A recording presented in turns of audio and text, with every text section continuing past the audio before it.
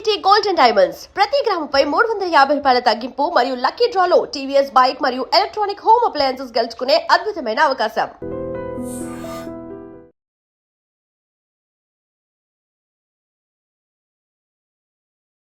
Hi hello నమస్తే, welcome back to our channel. నేను మీ వైషు.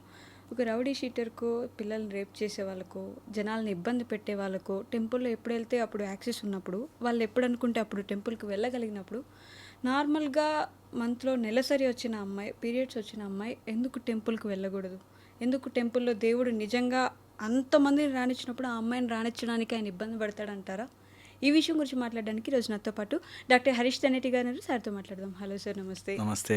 ఎలా ఉన్నారు? ఆల్ గుడ్ అండి, బాగున్నారా? బాగున్నాను. కొంచెం సెన్సిటివ్ టాపిక్ అయ్యి ఉండొచ్చు, బట్ స్టిల్ అలాంటి డౌట్ అయితే ఉంటుంది. అలాంటి వేస్ట్ ఫెలోస్ని, ఎదవల్ని, సమాజానికి ఏమాత్రం పనికిరాని వాళ్ళను కూడా దేవుడు అందరిలానే నార్మల్గా ట్రీట్ చేసినప్పుడు అంటే ఒక బిడ్డకి జన్మనిచ్చే ప్రక్రియలో ఆవిడ పీరియడ్స్ వస్తే నెలసరి అయితే ఆ అమ్మాయి గుడికి రాకూడదు, గుడి బయటే ఉండాలి, 3 రోజులు అసలు పరిసరాల్లో ఉండకూడదు అంటే దేవుడికి అలాంటిది ప్రాబ్లం వద్దంటారా? ఇవన్నీ ప్రాబ్లం లేనప్పుడు అలా తీసుకుంటారంటారా?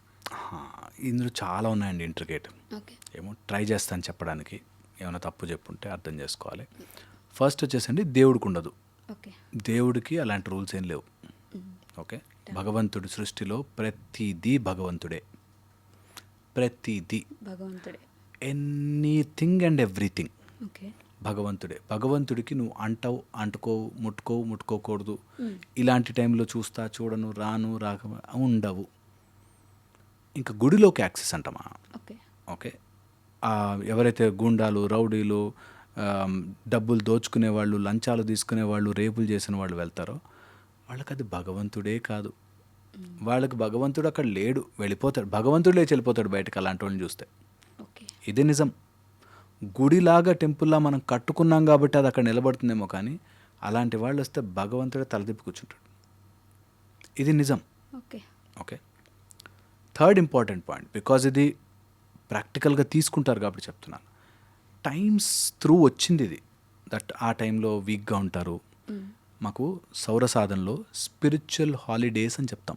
హాలిడేస్ అంటే దేవుడికి కూడా నువ్వు అవసరంలే, నేను అలాంటి బ్యూటిఫుల్ పొజిషన్లో ఉన్నాను అని చెప్పడానికి ఆ 3 days హాలిడేస్.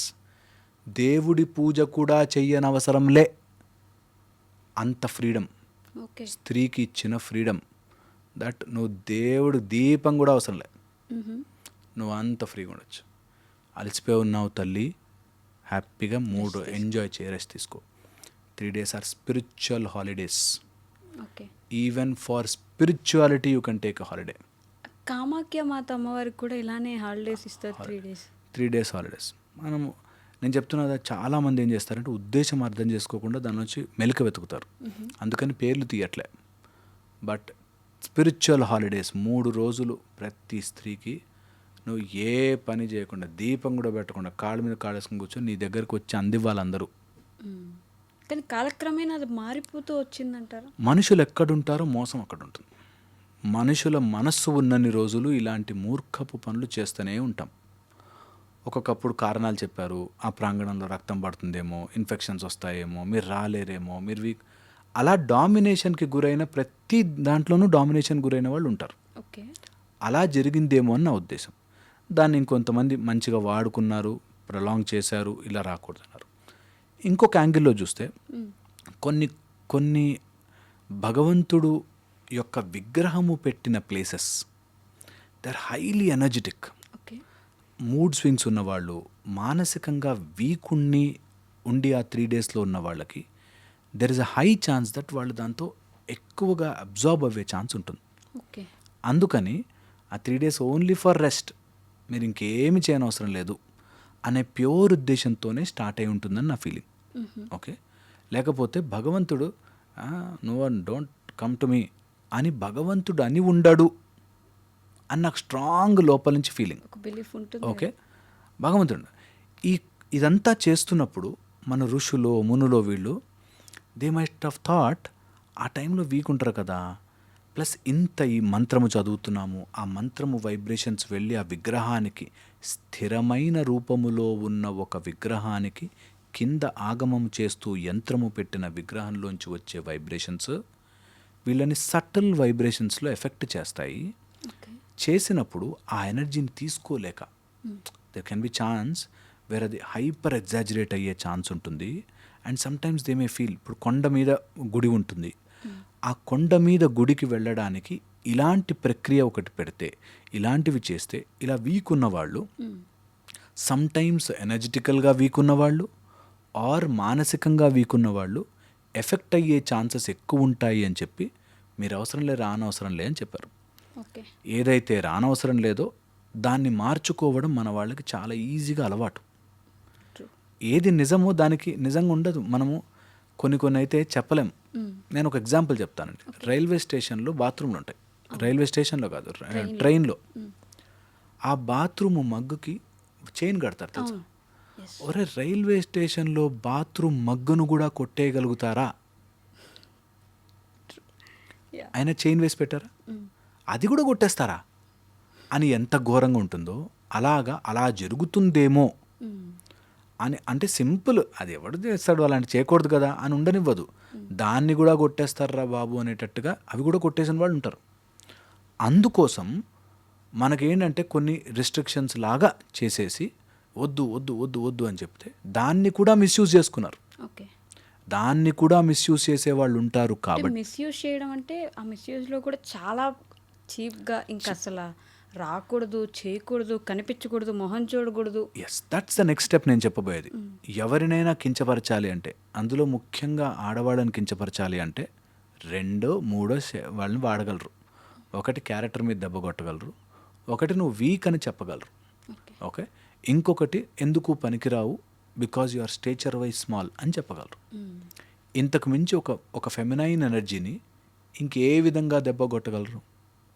ఎవరినైనా ఎమోషనల్లీ డౌన్ చేయాలి అంటే I should hit on their character. అందుకే అమ్మాయి ఎవరైనా సక్సెస్ అవుతుందంటే ఇట్లాంటిదిరా అట్లాంటిది చెప్పడం ఈజీ. చెప్పారు అనేస్తారు, నోటిదే కదా అనేస్తారు. అలాగే చెడుగా వాడుకునే వాళ్ళు ఉండుండొచ్చుగాక. అంటే స్టేచర్ వైజ్ స్మాల్ అనేది కూడా అందరూ పార్వతీమాత తర్వాతే కదా బేసిక్గా. శక్తిమాత ఆవిడ తర్వాతే మిగతా వాళ్ళ దేవుళ్ళని కూడా వాళ్ళే ఒప్పుకుంటారు పురాణాలు.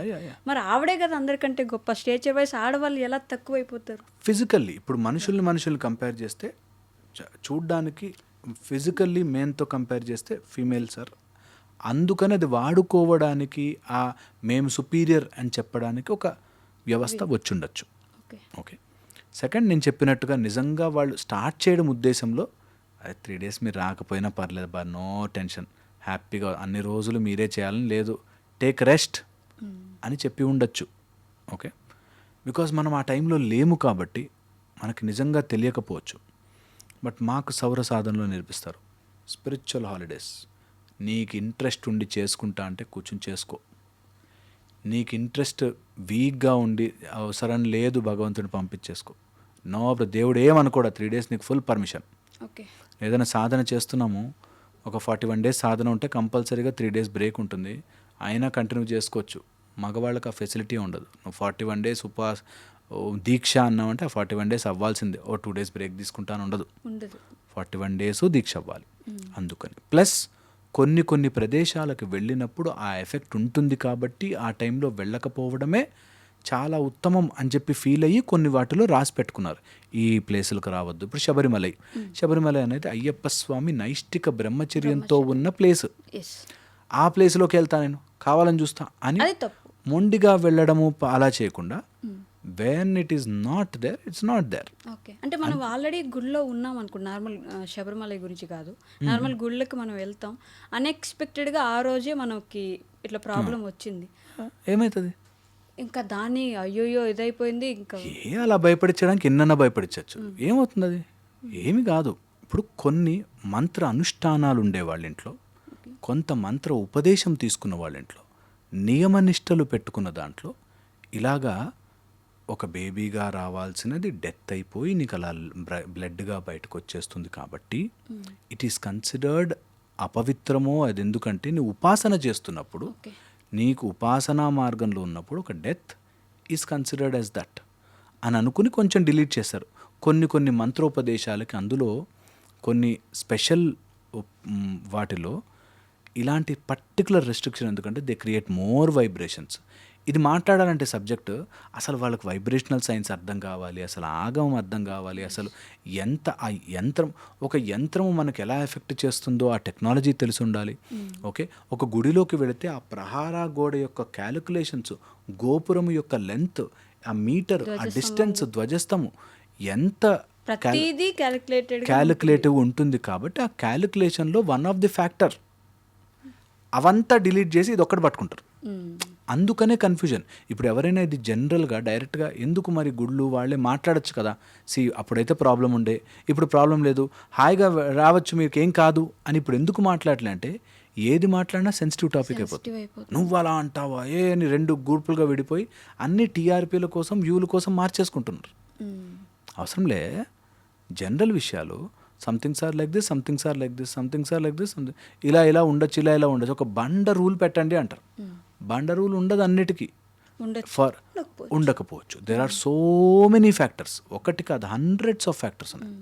ఆ హండ్రెడ్స్ ఆఫ్ ఫ్యాక్టర్స్లో ఎవరిని వాళ్ళు అడగచ్చు దట్ నాకు ఈ టైంలో బాగుంటుందా బాగుంటుందా. నేను అసలు ఆ వైబ్రేషన్ అంటే ఏంటో అర్థం కాకుండా, అసలు అది అబ్జార్బే చేయకుండా లోపల మాట్లాడేయాలి కదా అని వెళ్ళి, ఒకవేళ అక్కడ ఉండగా అయితే ఏంటి, ఉండగా అయితే ఏమి వచ్చిట్లా అని పట్టుకోదు.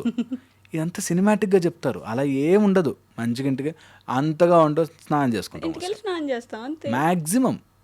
సో పాయింట్ ఈజ్ చెయ్యాలి కాబట్టి, కల్ప్రిట్ చెయ్యాలి కాబట్టి కొన్ని టెంపుల్స్లో అనుష్ఠానం జరుగుతుంది. అక్కడ ఒక మూల విరాట్ ఉంటాడు అని ఉంటుంది, వాటికి నియమాలు పెడతారు. నువ్వు ఆ నియమాలు ఆ గుడికి సంబంధించింది. ఇప్పుడు నేను ఒక ఎగ్జాంపుల్ చెప్తానండి. పబ్కి వెళితేనే ఈ డ్రెస్ కోడ్ వేసుకొని రావాలి అంటే ఫాలో అవుతామే. ఒక గుడికి ఇంత మెకానిజం, ఇంత సిస్టమ్ ఉంది కదా, దానికి కొన్ని రూల్స్ పెట్టుకుంటారు. అందులో ఇది కించపరిచినట్టుగా అని తీసుకుంటే ఇబ్బంది. ఓకే, నేను టై వేసుకునే పబ్కి రావాలి, నన్ను కించపరుస్తున్నావు నువ్వు అని అనుకుంటే ఇబ్బంది.